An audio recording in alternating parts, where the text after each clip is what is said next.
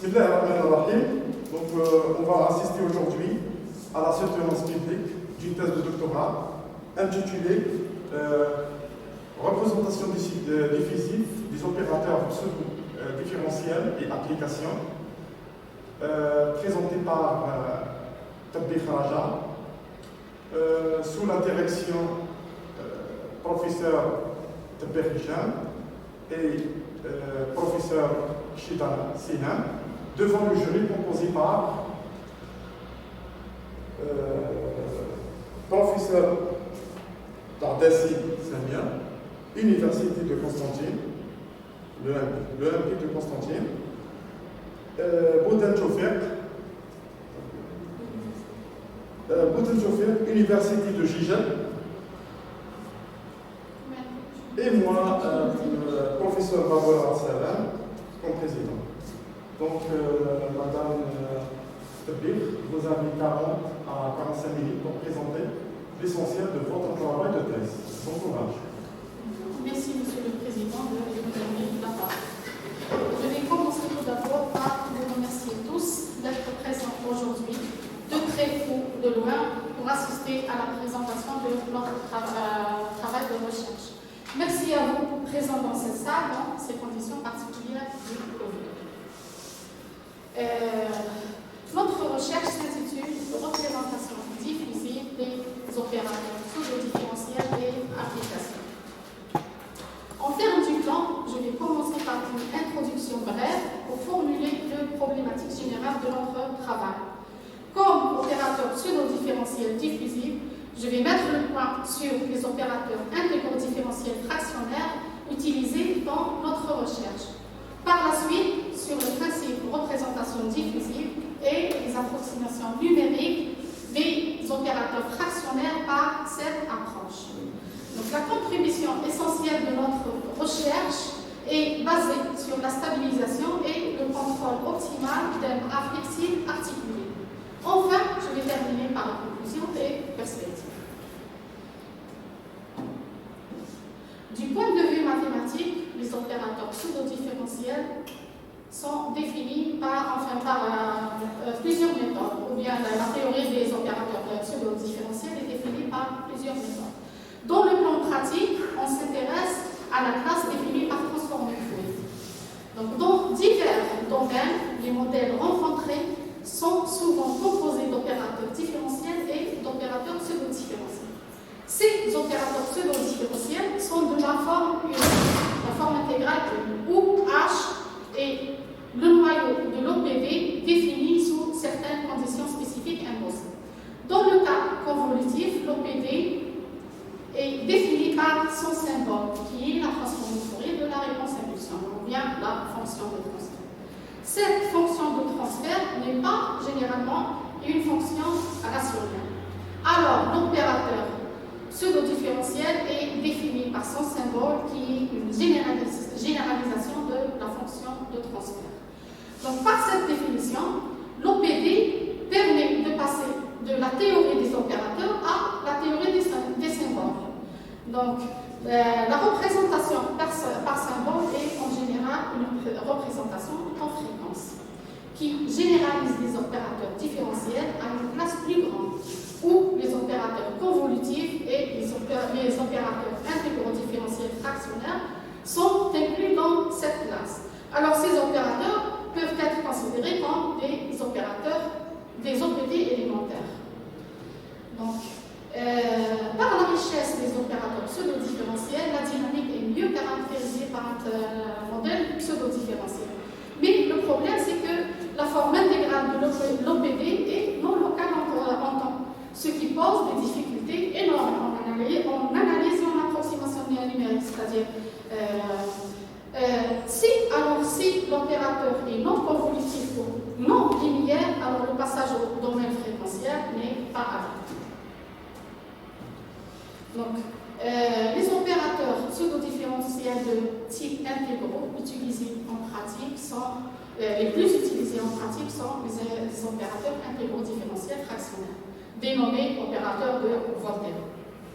Donc, l'intégration, dans la littérature, l'intégration fractionnaire et la dérivation fractionnaire est définie par plusieurs méthodes. des méthodes différentes. La définition de Riemann-Liouville compatible avec notre recherche est présentée par la formule 4.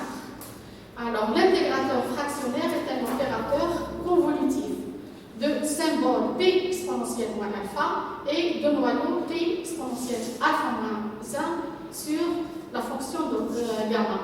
Comme exemple, l'intégrateur d'ordre 1 de bit a pour réponse inclusionnelle 1 sur racine de bit. Donc 1 sur T exponentielle faire exposant alpha. Si l'intégration fractionnaire est convolutive, la dérivation fractionnaire est non. Donc le problème qu'on pose au sens des distributions causales, on cherche l'inverse convolutif du noyau de l'intégration fractionnaire. Alors, le symbole est défini par P exposant alpha. Parmi les solutions à ce problème, on définit l'opérateur de définition fractionnaire par composition avec un dérivateur entier. Plus généralement, les systèmes différentiels sont caractérisés par leur symbole qui est la fonction de transfert du système. Le cas particulier, le cas particulier des systèmes fractionnaires d'ordre commensurable est le plus utilisé en pratique. Ces opérateurs permettent une caractérisation explicite de la stabilité. Du fait que la forme de ces systèmes est la même que la forme différentielle du système ordinaire. Ces systèmes fractionnaires comportent des opérateurs héréditaires à noyau singulier du type 1 sur T à la puissance alpha. Donc, la nature de ces noyaux impose un pas d'échantillonnage très ferme et un domaine d'intégration très long, très grand. Alors, l'approximation numérique est très difficile et très coûteuse en temps de calcul. Donc, notre présente recherche se concentre sur l'application de l'approche diffusive qui est le cadre mathématique adapté à cette problématique.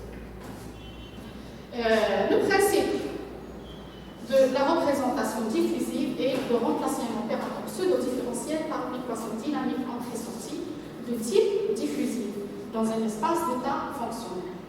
Alors, l'opérateur causal défini par son symbole, plutôt par son noyau H de T, sous représentation diffusive, il est totalement défini par le symbole diffusif, mu, qui est la transformée plutôt de la classe inverse de la réponse inclusionnelle. Alors, on a une réalisation d'état de dimension infinie, exprimée par le système 17 qui est la forme canonique de la représentation diffusive. Donc, cette forme canonique, le symbole apparaît en sortie du système. On a d'autres formes pour Donc, via cette approche, on a accès à des représentations d'état local en temps. On a une représentation temps-fréquence, ce qui peut, à partir de ces deux points, on peut reformuler les problèmes dynamiques de façon locale en temps. Donc, l'avantage principal de cette équation locale en temps de nature diffusive, c'est qu'elle permet des approximations simples, stables et économiques en termes du temps de calcul. En plus, on a une équation universelle pour tous les opérateurs admettant un symbole diffusif. Par exemple, en contrôle robuste, on peut réaliser tous les compensateurs admissibles avec la même équation. Et c'est l'avantage principal de cette méthode. Donc, comme intégrateur fractionnaire de symbole P exponentielle moins alpha, défini par le symbole diffusif mu, présenté par l'équation 18. Pour le problème de dérivation, celle-ci est calculée par extension. Donc, la classe des opérateurs diffusifs peut être élargie en considérant les opérateurs P, H de P, et tel que H de P est un opérateur diffusif. Alors, pour calculer la dérivée fractionnaire de H, on dérive la sortie de la représentation diffusive de l'intégration d'ordre 1 moins alpha. Pour la représentation diffusive de deuxième espèce, dont la réalisation est exprimée par le système 20. Donc, pour le cas dégénéré on a le spectre de la réalisation défini sur R-. Pour cette définition de deuxième espèce, le spectre est défini sur une courbe qui entoure les singularités de H de P, de la réponse impulsionnelle, de telle façon que H de P soit dans la part analytique dans la partie droite. Cette représentation permet, donc, qui est utilisée pour les problèmes qui demandent un spectre plus riche, surtout dans la partie harmonique, et par exemple pour les contrôles robustes pour la simulation de tous les compensateurs admissibles avec la même structure mathématique, y compris les compensateurs rationnels. Donc on a un système à dimension infinie. Donc pour l'approximation numérique, on doit avoir un système discrétisé défini sur un réseau de fréquences convenable. La représentation, donc l'approche de représentation diffusive est dédiée pour les dynamiques complexes. Par exemple, pour les systèmes à paramètres répartis, dont la bande utile est très large. Donc, ce réseau doit couvrir une bande très large. Pour couvrir une bande très large et avec peu de points, la meilleure façon, c'est d'utiliser une répartition géométrique. En plus, elle est compatible avec si on exprime les coordonnées en logarithmique.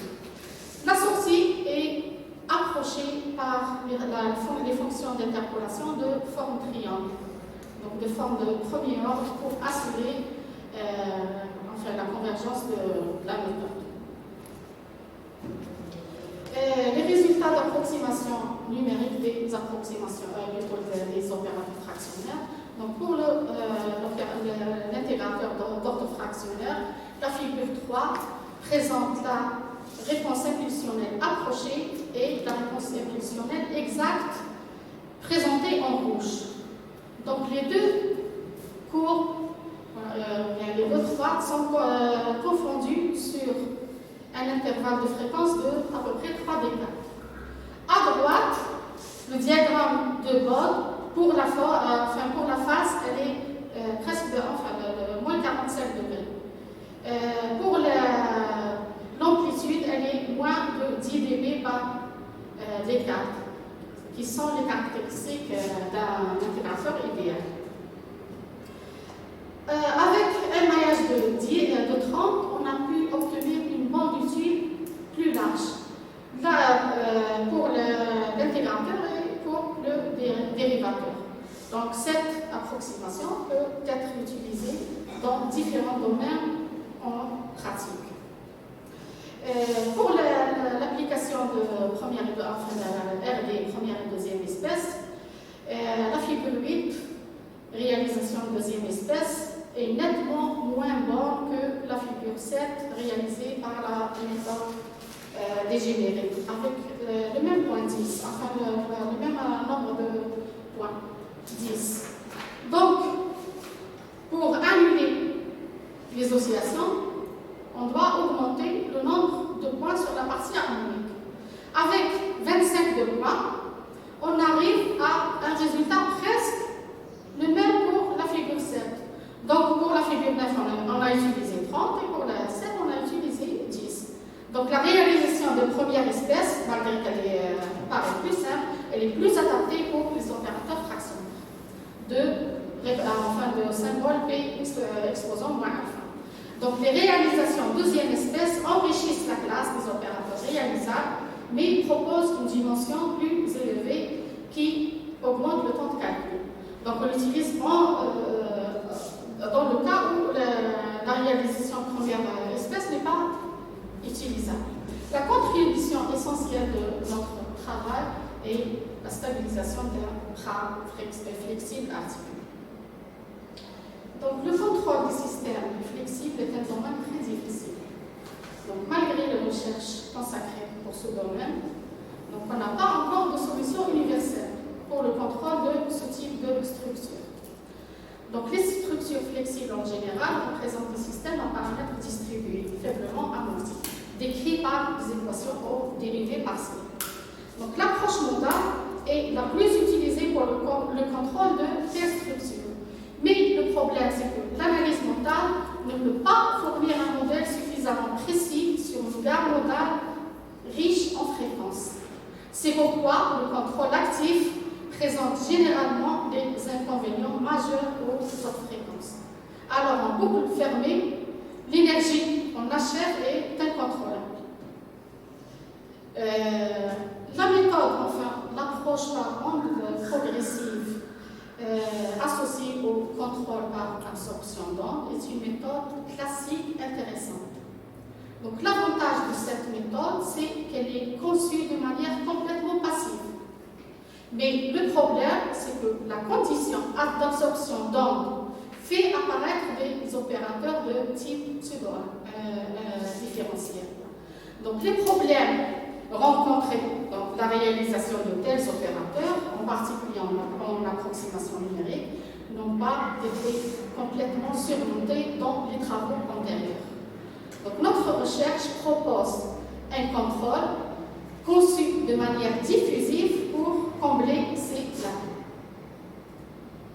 Donc, la dynamique du bras flexible est décrite par le modèle d'Ehlers-Bernoulli. C'est un modèle normalisé.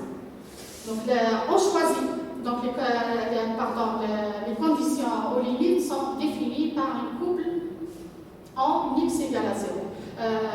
Le bras est flexible en x égale à 0 et libre en x égale à 1. Donc, les conditions aux limites sont choisies par un couple qu'on applique à l'articulation. Pour les conditions initiales, elles sont choisies arbitrairement du fait qu'on doit trouver un contrôle U de T pour lequel la stabilisation du bras est réalisée en temps fini pour n'importe quel état initial. Le contrôle absorbant est basé sur l'approche des ondes propagatives. Donc le mouvement vibratoire peut être vu comme la superposition de la propagation des ondes progressives et des ondes réfléchies aux extrémités. Donc le problème, on cherche à stabiliser un bras flexible, donc à réduire les vibrations de cette structure. Le contrôle absorbant est basé sur l'absorption des ondes réfléchies aux extrémités. Donc le but est de minimiser l'énergie au bord. Le contrôle qu'on propose est schématisé par la figure 10. Donc le contrôle proposé consiste à simuler le prolongement du bras en x égale à 0 par adaptation d'impédance.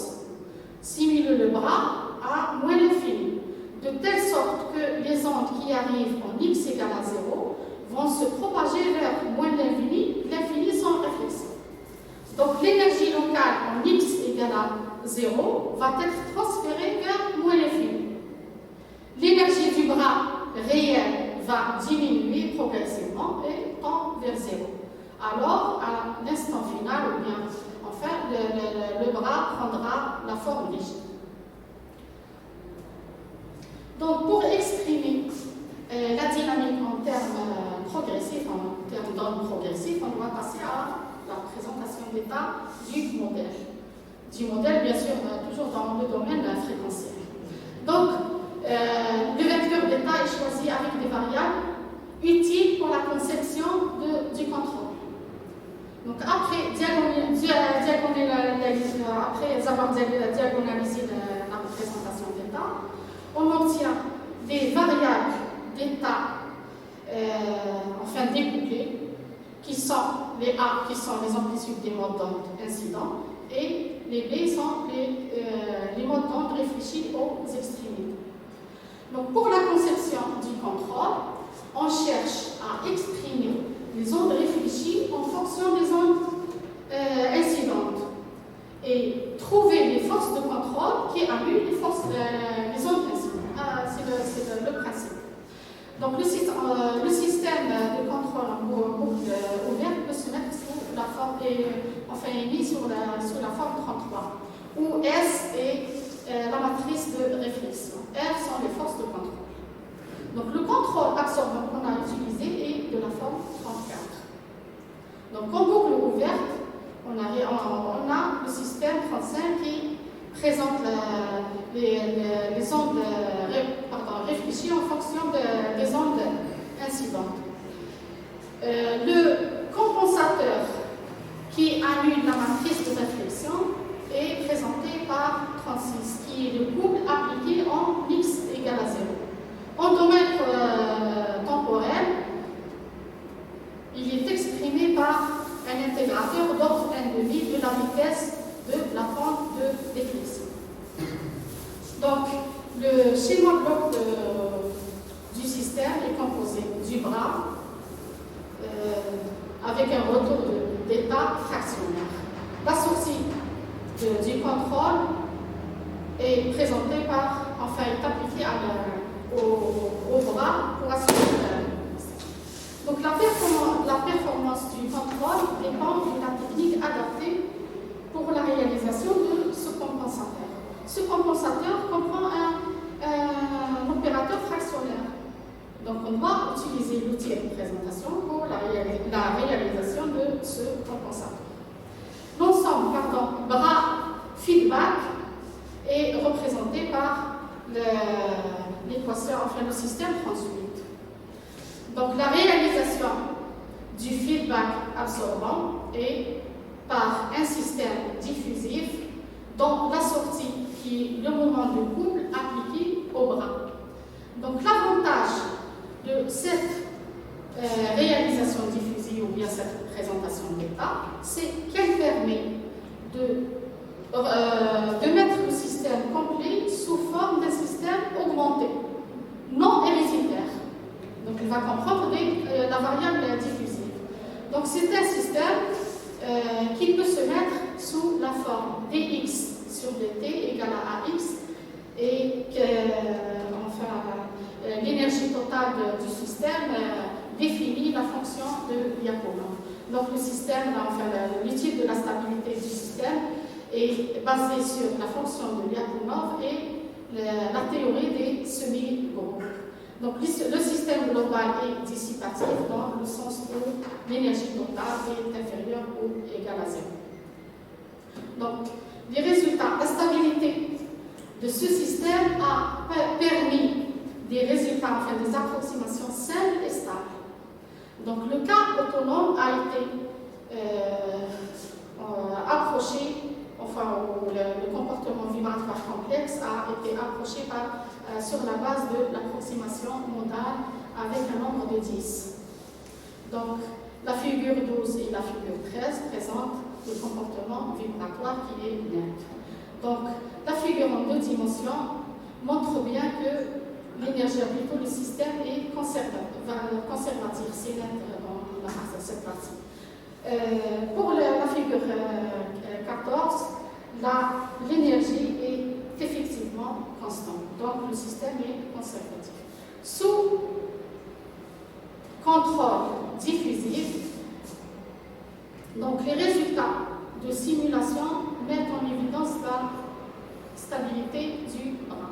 Donc en 3 dimensions, on a la propagation des ondes au début, mais à la fin, on n'a plus de vibration. Pour le système en 2 dimensions, on a la forme initiale et à la fin, le bras prend une forme rigide, proche de... Pour l'évolution de l'énergie mécanique, l'évolution est globalement décroissante. Donc on remarque une décroissance rapide au début, ce qui justifie que le contrôle est efficace en HF. On a une diminution rapide en fait. Plutôt la stabilisation est assurée par un feedback diffusif, passant la deuxième contribution qui est le contrôle passif, enfin le contrôle optimal d'un bras passif d'un bras flexible. Donc l'objectif principal du contrôle optimal passif par impédance à mémoire est d'élaborer de manière complètement passive un contrôle optimal actif d'un bras flexible pour l'amener à une position d'équilibre désirée. Donc la commande est conçue à travers un système diffusif convenable, schématisé par la figure 19.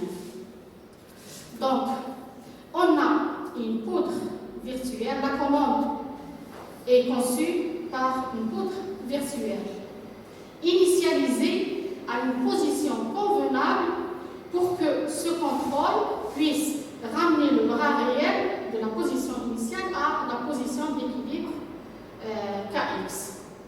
Donc l'ensemble bras poudre virtuel est exprimé par le système global 39. Donc on a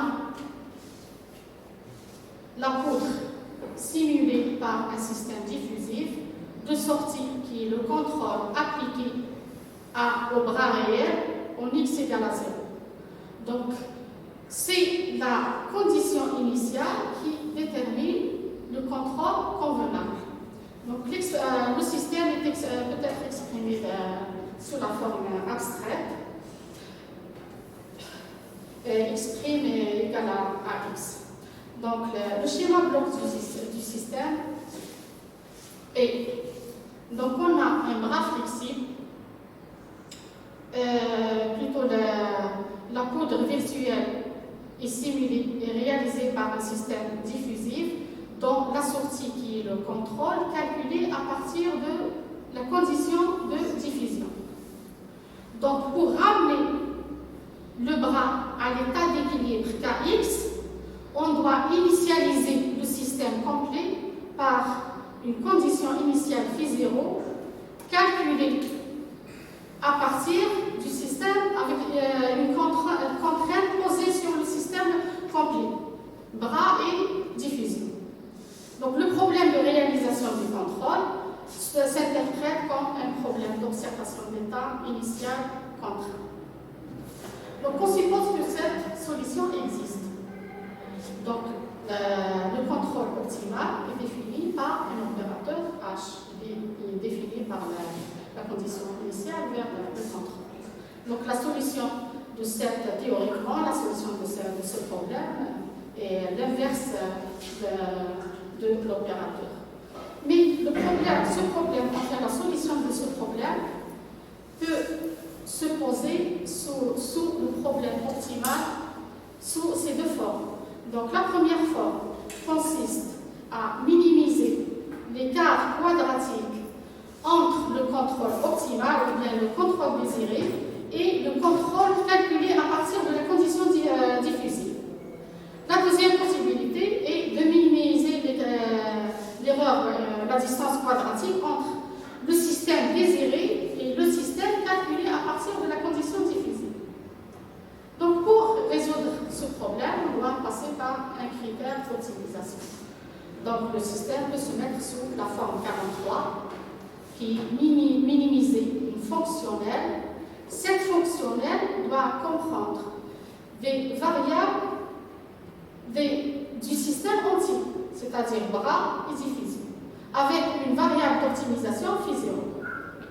Donc, notre contribution on a utilisé un critère d'optimisation pour vérifier deux conditions, l'énergie et la position du bras. Donc, à l'instant T0, qui est le temps d'optimisation du contrôle optimal, l'énergie va être nulle ou proche de 0. La position du bras doit être très proche de la position ici. Donc ce problème est résolu par la résolution plutôt du fonctionnel qui comprend l'énergie et l'écart. Ces deux variables sont pondérées par K1 et K2. On a pris K1 égale à K2 pour la simulation.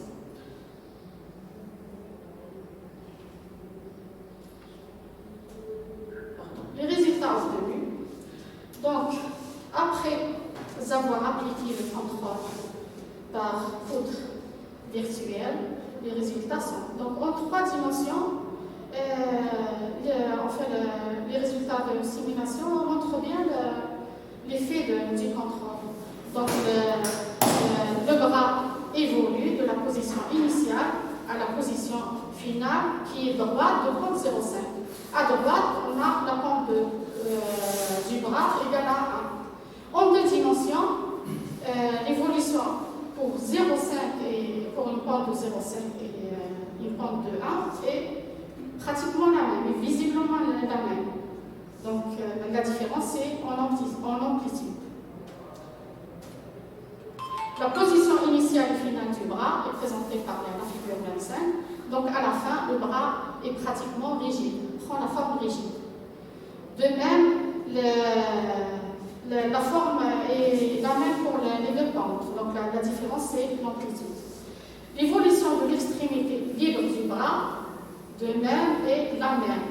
Est visible. On a la même évolution pour les 2 pentes. Le contrôle, de même. On a la même. Pour l'énergie, pratiquement, elle est décroissante. Donc, au bout de l'instant de seconde, qui est le temps d'optimisation, l'énergie est presque nulle. Au début, on a un accroissement de l'énergie. Il est dû au couple initial que le contrôle qu'on a appliqué au bras pour ramener le bras à la position désirée. Mais cette énergie est contrôlée du fait qu'elle est appliquée par un système passif et stable. C'est le système diffusif. Donc, pour différents cas, on a presque la même, on a la même évolution de l'énergie. Donc, c'est ce qui prouve la robustesse de la méthodologie de l'approche proposée. Donc, en conclusion, dans le cadre de ce travail, on a pu appliquer l'approche diffusive dans plusieurs problèmes de nature non standard, ce qui met en évidence la souplesse et l'efficacité de cette approche du point de vue approximation numérique. Donc, l'application de la représentation diffusive au problème de stabilisation d'un bras flexible a permis la mise en œuvre de simulation numérique de contrôle par feedback absorbant. Le contrôle ainsi réalisé de nature diffusive représente des propriétés intéressantes quant au coût numérique et les approximations à leur stabilité. Les résultats ont montré clairement l'efficacité et la robustesse de la méthodologie de l'approche proposée en stabilisation et en poursuite. En poursuite, le problème d'optimisation nécessite une étude plus approfondie pour améliorer les résultats obtenus dans ce travail. Dans le cadre de notre travaux futurs, nous prévoyons, avant de concevoir des améliorations, appliquer l'approche à un système physique pour voir la validité en pratique, pour le contrôle bras flexible articulé ou pour d'autres structures. Les résultats obtenus, en fait, c'est